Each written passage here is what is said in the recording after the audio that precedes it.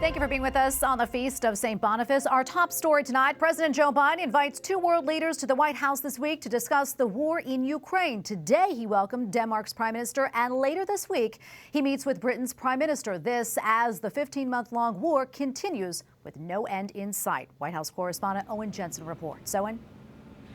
Tracy, these talks between President Joe Biden and key allies come at a critical time, including efforts to equip Ukraine with F-16 fighter jets and as Ukraine readies to launch a long-anticipated counteroffensive.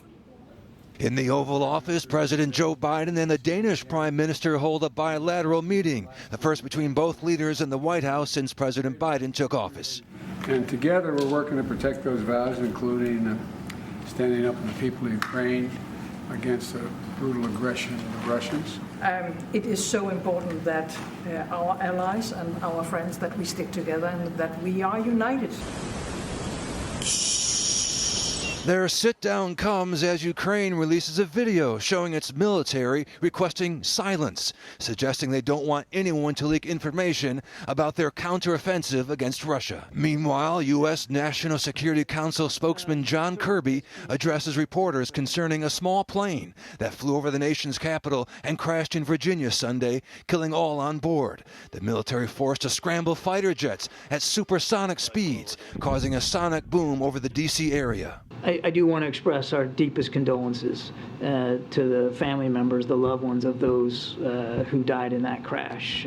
Just terrible. And in the race for the White House, former Vice President Mike Pence just filed paperwork to run for president. Tomorrow, former New Jersey Governor Chris Christie launches his campaign, and North Dakota Governor Doug Burgum will soon announce his bid. And we were there when Republican Nikki Haley held an earlier event in South Carolina to kick off her campaign. Last night, she spoke at a town hall. I think we can all agree on banning late-term abortions. I think we can all agree on encouraging adoptions and making sure those foster kids feel more love, not less.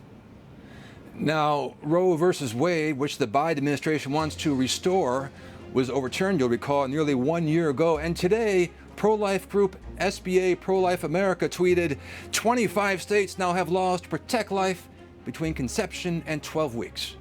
At the White House, Owen Jensen, EWTN News Nightly.